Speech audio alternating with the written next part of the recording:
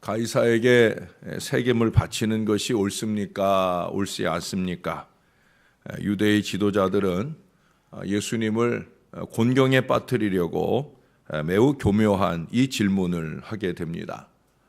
앞서서 성전에서는 예수를 어떻게 죽일까 꾀하기 시작했다 했고요. 또 그 다음 날 성전을 거니실 때는 도대체 무슨 권위로 이런 일을 하느냐고 시비를 걸었었고요.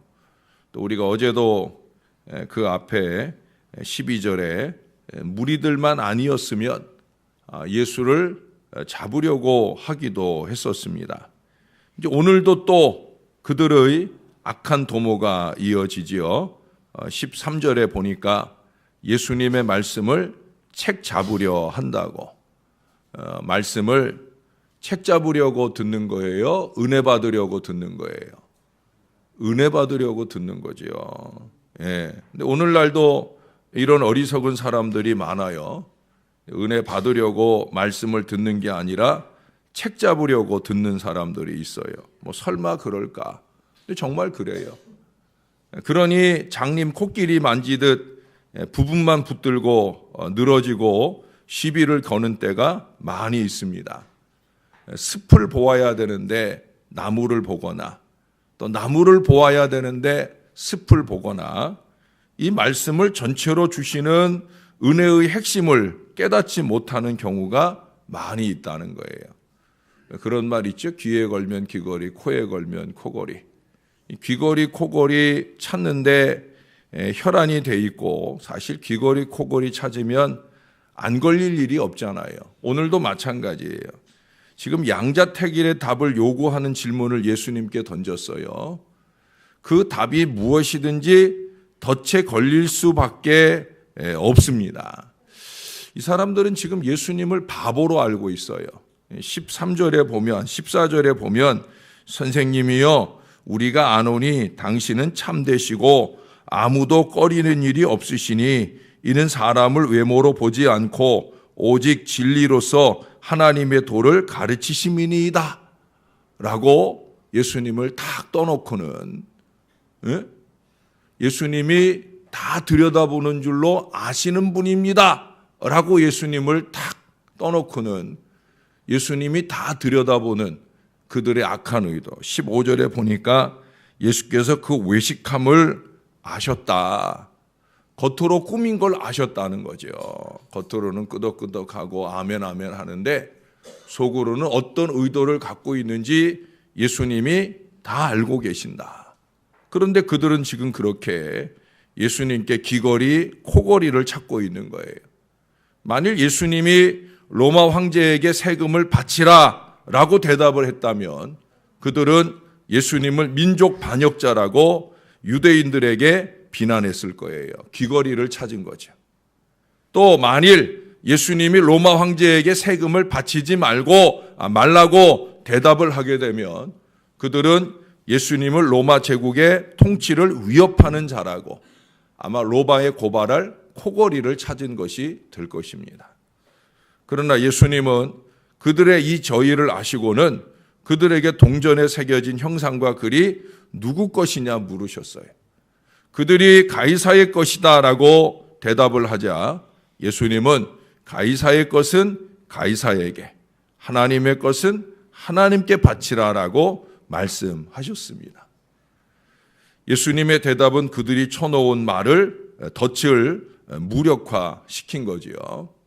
사실은 가이사의 그 동전, 가이사가 새겨진 그 데나리온 동전을 하나님께 드릴 때는 우리가 아는 대로 그 성전 안에서 바로 이 앞에 11장에서 예수님이 성전에서 그 재물을 팔거나 또는 동전 바꾸는 사람들의 상을 들러엎었다고 그랬잖아요.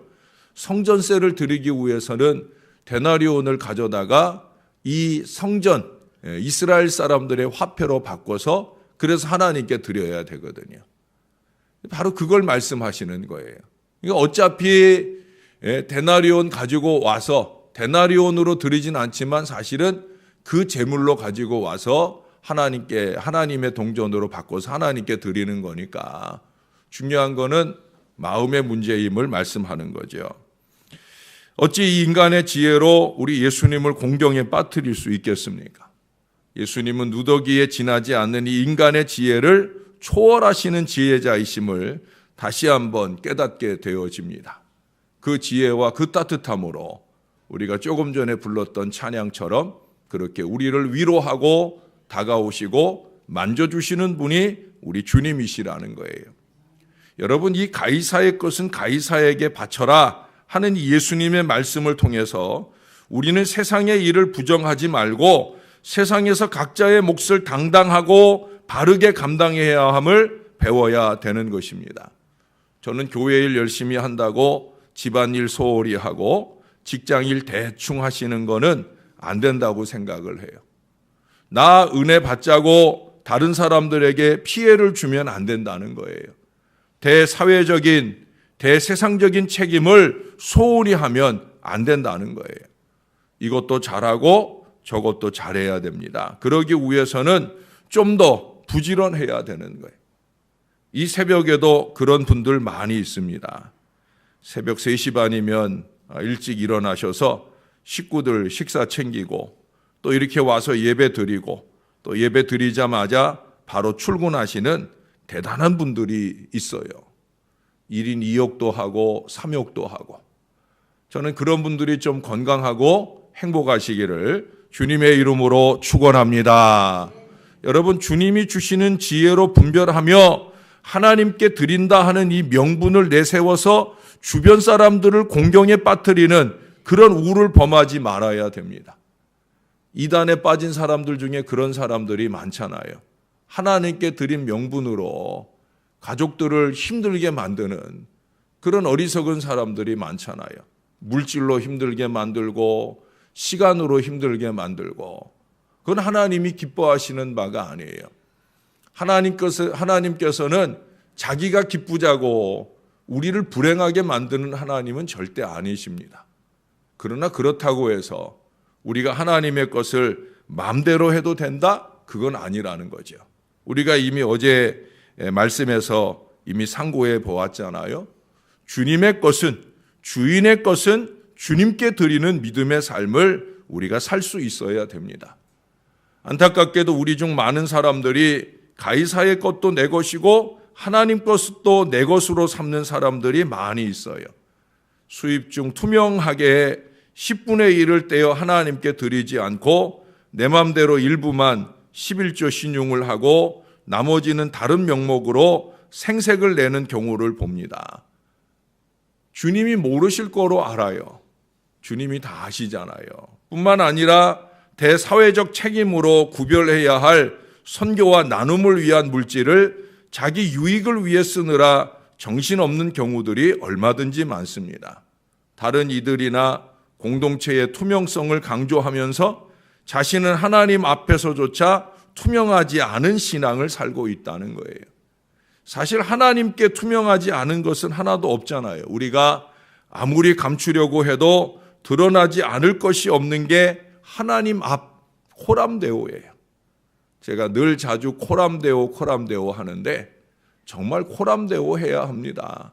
하나님 앞에서 물질 생활이나 헌신 생활이나 신앙 생활이나 범사에 코람데오 해야 되는 거예요. 사실 하나님께 우리가 코람데오 할 수밖에 없는 이유는 우리 하나님 앞에 낱낱이 드러날 그 순간을 염두에 두고 살아야 하는 것이 저와 여러분이기 때문에 그렇습니다. 무엇보다도 우리의 물질과 시간과 땀과 마음을 우리의 이웃의 것으로 우리가 구별할 수 있는 그런 삶을 살 수 있어야 됩니다. 왜? 주님은 소외되고 차별받고 억압당하는 이들의 위로가 되시잖아요. 우리가 아까 불렀던 374장, 375장 찬송은 얼마나 우리에게 위로가 되고 힘이 됩니까? 예? 나는 갈 길도 모르고 나는 참 많이 약한데 그럴 때마다 하나님이 나를 만져주시고 다가오신다. 제가 목소리가 크고 또 체구가 커서 당당해 보이고 자신 있어 보이고 여러분들에게 큰 소리도 치지만 저도 하나님 앞에서는 저도 참 약하거든요. 저도 하나님께 에이 아빠 그러면서 징징거리는 순간을 저도 만날 수밖에 없는 사람이거든요. 그런데 그럴 때마다 하나님은 저도 위로를 주시거든요. 주님은 그렇게 고달픈 삶의 무게에 눌리고 고통받고 힘들어하는 이들의 위로가 되어 주셔요. 주님은 마음이 상하고 깨어진 이들의 위로가 되어 주십니다. 주님은 외롭고 쓸쓸한 이들의 위로가 되어 주십니다.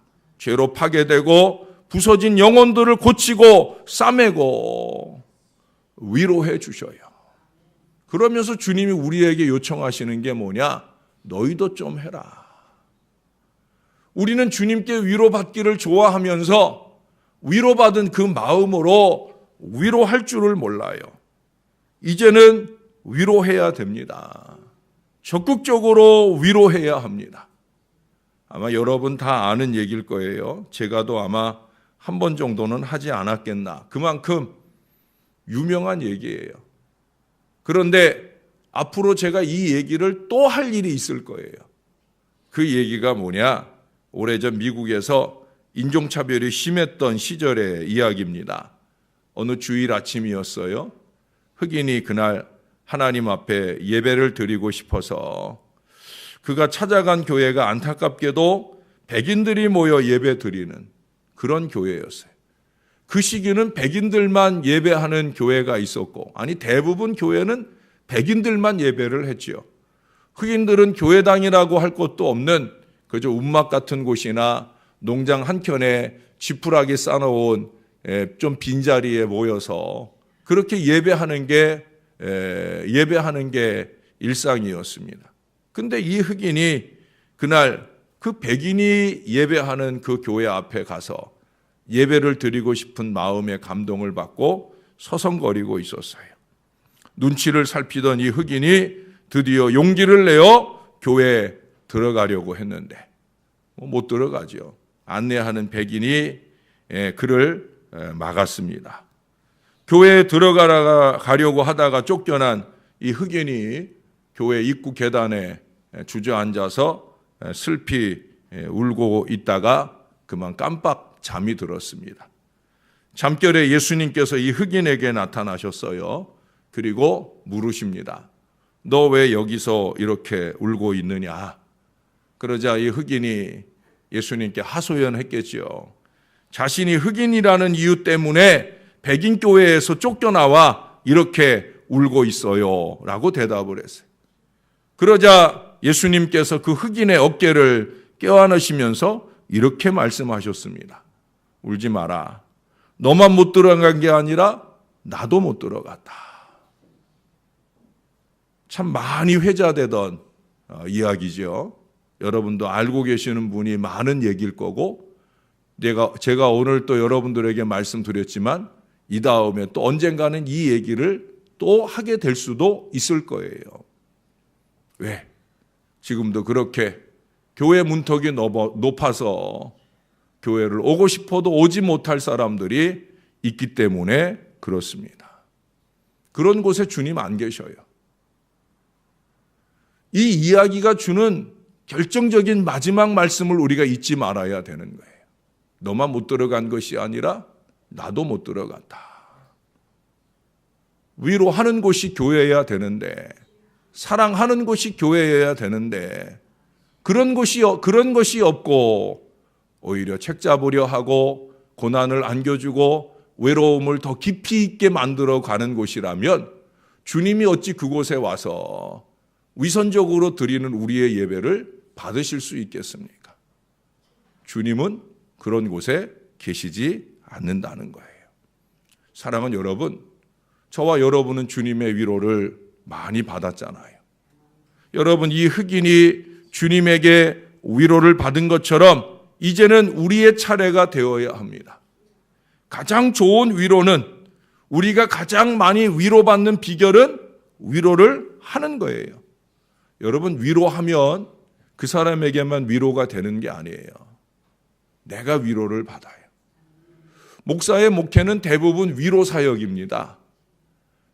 근데 제가 이 위로 사역을 하면서 많이 느끼는 주님의 손길이 바로 위로의 손길이에요. 위로하면 위로받습니다. 가장 좋은 위로는 위로하는 것이다. 위로받기보다 위로하고 사랑받기보다 사랑해야 되는 이유가 바로 여기에 있는 거예요. 이웃을 위로하면 내게도 위로가 넘치게 되는 줄로 믿습니다. 여러분 위로를 하시되 제대로 좀 잘하시기 바라요. 위로한답시고 오히려 상처를 더해서는 안 됩니다. 욥기서의 마지막에 보면 하나님은 욥을 위로하겠다고 찾아왔던 친구들을 벌하시려고 합니다. 그들이 먼 길을 찾아서 욥에게 왔어요. 욥이 자식들도 다 잃고 재산도 다 잃고 금은 병들어 힘들어하고 있다는 소식을 듣고 그들이 멀리서 와서 욥을 위로합니다. 아니 위로한답시고 왔다 간 거예요. 그런데 그들은 위로한답시고 와서는 오히려 욥을 좌절시키고 정죄하고 자기들 자랑이나 했기 때문에 42장에 보면 하나님께서 내가 너희들을 다 없이 하겠다고 벌 주겠다고 말씀하시는 장면이 나와요. 그들을 위해 욥이 중보하고 기도하지 않았으면 그들은 그렇게 멸망 가운데 들어갔을 거예요. 그들이 제대로 위로했으면 하나님이 그들에게 위로를 주었을 텐데 그들은 제대로 위로하지 않았다라고 하는 거예요. 상처자리에 소금을 뿌리는 일을 하며 욥을 더 괴롭혔다라고 하는 거예요.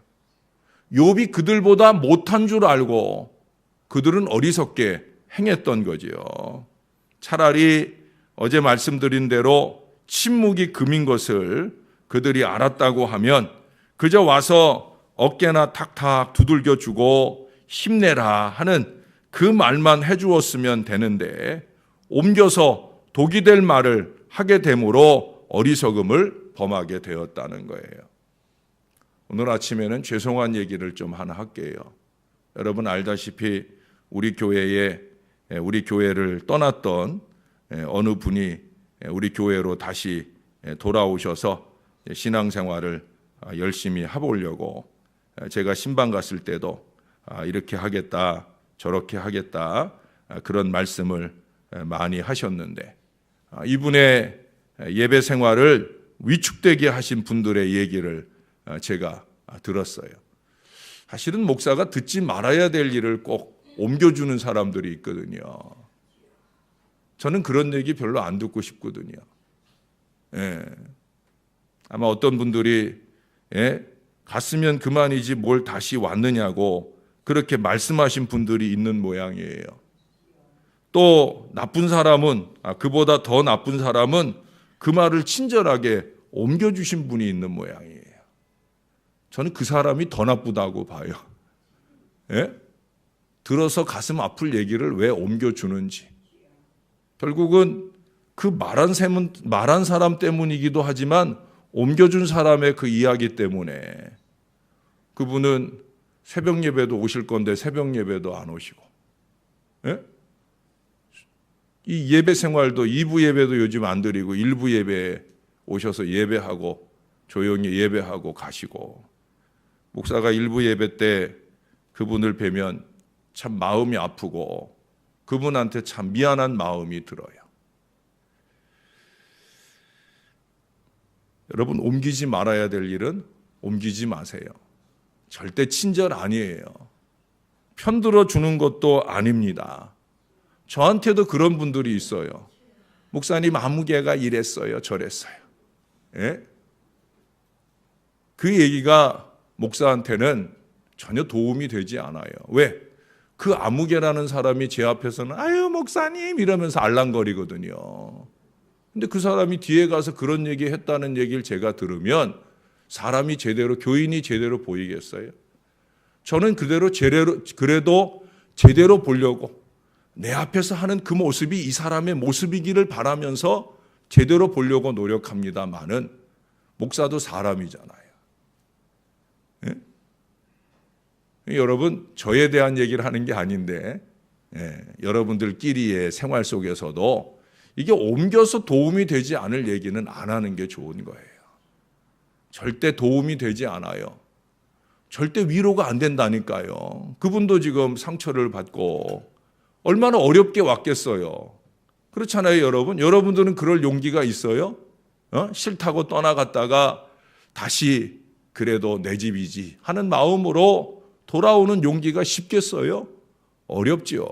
어려움으로 왔으면 손 내밀어 만들어 주어야, 손 내밀어 잡아 주어야지. 그게 부족한 저의 마음이어야 하고 여러분들의 마음이어야 됩니다. 하나님이 바라시는 위로를 안겨 주어야 되는 거예요. 차라리 그냥 기도해 주어야 되지요. 밀어내지 말고 품어 주어야 되는 거예요. 여러분, 연자맷돌 메고 깊은 바다에 던져지는 인생 되는 거 순간입니다. 목사의 목회도 여러분들의 신앙도 한평생 열심히 쌓아가면서 왜 연자맷돌 메고 사는 신앙을 살려고 하시는지 순간입니다. 주님이 우리 연자맷돌 풀어주고 우리를 영원한 천국 가도록 위로해 주셨는데 왜 주님이 풀어준 연자맷돌 다시 끌어매려고 애를 쓰며 살아야 되겠습니까? 그럴 거 없어요. 주님의 것은 주님께 드리고 우리가 해야 될 일은 우리가 하면서 세상이 필요한, 우리의 이웃이 필요한 위로와 사랑을 안겨줄 수 있는 저와 여러분들이 되어야 할 것입니다. 좀 더 가슴을 넓히고 따뜻하게 품어주고 안아주는 건강한 믿음의 삶이 저와 여러분에게 있어서 우리 교회가 행복한 교회, 사랑과 위로가 있는 교회, 그래서 어느 때든지 우리 주님이 오셔서 우리의 예배를 기쁘게 연락하는 은혜로운 제단이 되기를 예수님의 이름으로 간절히 축원합니다. 기도하겠습니다. 아버지, 오늘 부족한 종이 어리석은 말을 했으면 용서해 주옵소서. 마음이 아파서 마침 주님의 말씀이 이 말씀을 하고 있기에 마음이 아픈 얘기를 잠깐 했습니다. 어리석음을 용서해 주시고 지혜로 듣는 모든 성도들이 되게 하여 주옵소서. 하나님의 지혜를 깨닫고 사는 저희들이었으면 좋겠습니다. 위로부터 난 지혜는 성결이라고, 화평이라고, 따뜻함이라고, 위로라고, 사랑이라고 주님이 그렇게 말씀하시오리. 우리가 마귀의 일을 벗어 던지고 위로부터 난 이 지혜로 따뜻하게 살아가게 하여 주옵소서. 서로를 향해 넉넉한 마음을 갖게 하시고 그 마음으로 위로하고 품으며 끌어안게 하여 주옵소서. 이쪽을 보거나 저쪽을 보거나 앞쪽을 보거나 뒤쪽을 보거나 내가 보기 싫은 사람 없게 하여 주시고 다 바라보고 따뜻하게 손을 잡으며 안아줄 수 있는 그런 은혜의 공동체를 이루게 하여 주옵소서. 너나 없이 서로를 반겨맞으며 그 반겨맞는 사람 속에 있는 예수님을 맞아들일 수 있는 건강한 믿음의 사람들이 이 제단 안에 넘치게 도와 주시옵소서. 우리 교회만 아니라 모든 교회들이 그러하게 도와주시고 한국교회의 이러한 변화가 세상을 구원시키는 능력의 방주로서 쓰임받는 건강한 제단을 이룰 수 있도록 축복해 주시옵소서. 우리 아버지 하나님, 주님의 것을 주님의 것으로 구별할 줄 아는 신실한 믿음으로 살기를 원합니다. 우리의 물질이나 시간이나 땀이나 그 모든 것들을 주님의 것으로 구별하는 건강한 믿음으로 살게 하여 주시옵소서. 무엇보다 교회 일로 바쁘고 분주할지라도 가정의 일이나 직장의 일이나 열심내고 하는 주의 자녀들, 저들을 영육간에 강건함으로 붙들어 주옵소서. 힘들어 지치지 않게 하시고 이것도 잘하고 저것도 잘하고 교회에서 하나님께도 칭찬받고 세상에서 가족들이나 이웃에게도 인정받을 수 있는 하나님의 사람들로 살아가게 도와 주시옵소서. 감사합니다. 예수님 이름으로 기도합니다. 아멘.